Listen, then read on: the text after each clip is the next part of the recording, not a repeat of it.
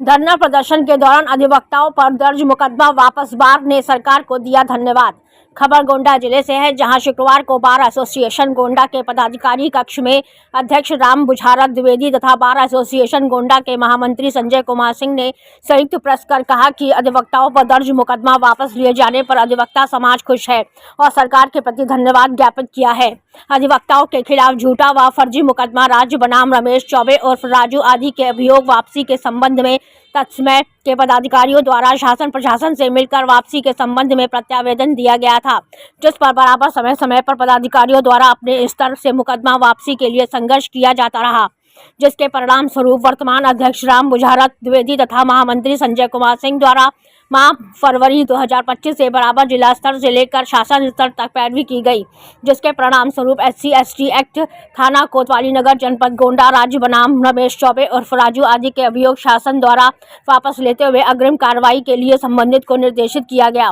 Bar association के अध्यक्ष Ram बुझारत Dwivedi advocate ने की मीडिया से खास बातचीत। गोंडा से राम नारायण जायसवाल की खास रिपोर्ट। हम लोगों के बीच में, अधिवक्तागण के बीच में आए दिनों कुछ न कुछ समस्याएं हो जाया करती हैं। उस संबंध में हम अपनी बातों को साझा करने के लिए प्रेस बुलाए हैं और हम चाहते हैं आपसे अपनी बात साझा करें ताकि वो बातें सरकार तक भी पहुँचे, जिससे समस्याओं का निराकरण होता रहे।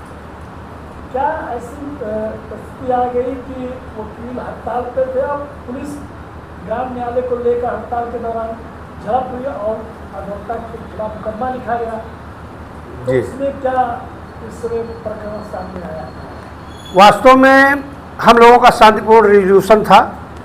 ये वर्ष 21 की बात है और उस बीच में कुछ बातें पुलिस प्रशासन को ऐसी लगी कि हमसे उनको थोड़ा तकलीफ हुई और उस आधार पर लोगों ने मुकदमा लिखा दिया।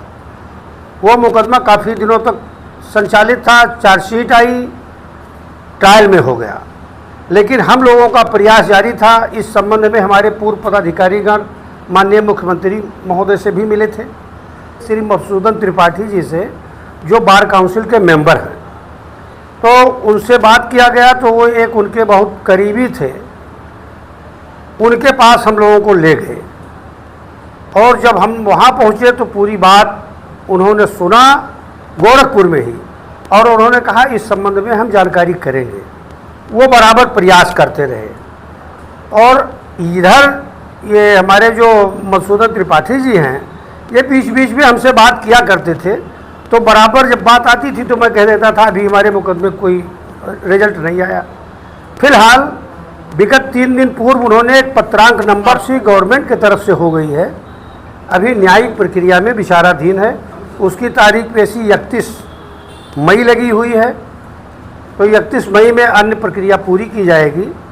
तो हमें बड़ी खुशी है कि कम से कम किसी के भी माध्यम से, चाहे हमारे माध्यम से, हमारे कमेटी के माध्यम से, अथवा हमारे जो गोरखपुर के मित्रगण हैं उनके माध्यम से और हमारे पूर्व पदाधिकारियों के माध्यम से ये मुकदमा वापस हुआ। ये हम लोगों की एक तरीके से बड़ी जीत है।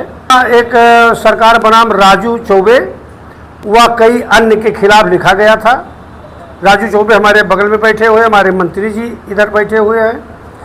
तो हम लोगों ने सोचा कि कम से कम अपनी बात को आपके माध्यम से साझा करें कि बेवजह ये मुकदमा लिखा गया था। इनके साथ साथ कई अन्य अधिवक्ता थे, कोई बात नहीं है। CO के तरफ से अधिवक्ता की जहाँ तक झड़प की बात है, इस पर हम कायल इसलिए नहीं हैं क्योंकि उस दिन शांतिपूर्ण हम लोगों का रिजोल्यूशन जा रहा था। बीच में क्षेत्राधिकारी महोदय की गाड़ी रुकी, कुछ लोगों के द्वारा बातचीत करने का प्रयास किया गया तो हम लोग पहुंचकर मामले को समाधानित कराए, लेकिन ये बाद में पता चला कि कुछ लोगों ने उनके साथ अभद्र व्यवहार किया। तो उस आधार पर प्रशासनिक व्यवस्था, पुलिस व्यवस्था के द्वारा मुकदमा तो लिखा। कोई व्यक्ति हमारे क्षेत्राधिकारी से, हमारे पुलिस अधीक्षक से, जो हमारे रक्षक हैं, हमारे कोतवाल से, जो भी पुलिस की व्यवस्थाएं हैं, जो हमारे रक्षक हैं, उनसे अगर कोई अभद्रता करता है तो हमारे खिलाफ से वो अधिवक्ता की परिधि में नहीं आता। फिलहाल हम लोगों ने पता करना प्रारंभ किया और जांच शुरू की, तो जांच में करीब 35 लोग इस प्रकार के पाए गए हमारे प्रांगण में, कि जो अधिवक्ता के वेश में आते हैं और गांव जवार के मुकदमे को लेकर कुछ न कुछ आमदनी भी करते हैं और हमारे अधिवक्ताओं के बेस में रहकर अधिवक्ताओं को बदनाम करने के लिए दुष्कृत्य भी किया करते हैं। तो इस प्रकार से हमने जो है करीब 35 लोगों को चिन्हित किया है। अभी सिविल कोर्ट में चिन्हित करना बाकी है, वहाँ भी प्रयास किया जाएगा। इस संबंध में हमने माननीय पुलिस अधीक्षक महोदय को भी अवगत करा दिया है कि ऐसे ऐसे लोग हमारे बीच में आ रहे हैं। उन्होंने हमको आश्वासन भी दिया है कि ऐसे लोग अगर आते हैं तो आप सूचित करें, उन पर कार्यवाही की जाएगी। हमारा मनोबल इस पर बढ़ा है और प्रयास कर रहे हैं कि जितना अवैध रूप से अधिवक्ता के रूप में हमारे कचहरी में आकर घूमते हैं, व्यवसाय करते हैं, उनको किसी न किसी प्रकार से प्रतिबंधित किया जाए ताकि अगला कोई ऐसा कदम ना उठाया जा सके जिससे अधिवक्ता साथी बदनाम हो। क्योंकि जल ही जीवन है और इसके लिए हम लोग प्रयासरत हैं कि किसी भी प्रकार की कोई दिक्कत ना आने पाए।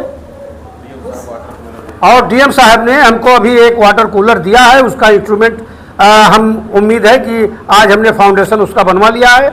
आज कल में प्रयास कर रहे हैं कि उसको इस्टेब्लिश करेंगे, वो भी संचालित हो जाएगा।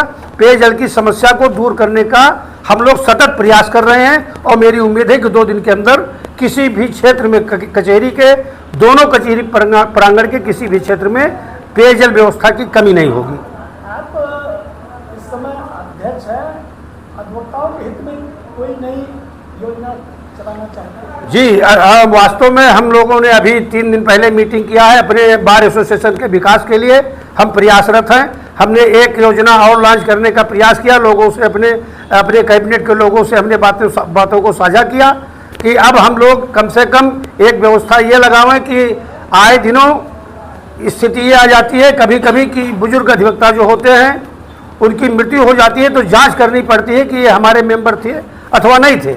लेकिन अब वो समस्याएं दूर करने के लिए हमने एक नई पहल प्रारंभ की है कि आजीवन सदस्यता का हमने जो है एक अभियान चलाया है और उसको हम आगे बढ़ाएंगे और आजीवन सदस्य अपना बार एसोसिएशन का बनावेंगे। उससे जो आमदनी होगी उससे बार एसोसिएशन का विकास किया जाएगा। और जो समस्या है कि अधिवक्ता हमारे मेंबर थे कि नहीं थे, आपदा की धनराशि उनको दी जाए या न दी जाए, उस प्रकार की जो समस्या है वो समस्या दूर हो जाएगी जब हमारा ये संचालन हो जाएगा कि आजीवन सदस्य उसके एक उम्र निर्धारित की जाएगी। लगभग 60 वर्ष से ऊपर के ही लोगों को इसमें जोड़ा जाएगा और नीचे के लोगों को नहीं जोड़ा जाएगा। ऊपर के लोगों को जोड़कर ये तय किया जाएगा कि हम लोग बार एसोसिएशन का अस्थायी सदस्य, आजीवन अस्थायी सदस्य बनाने का प्रयास करें।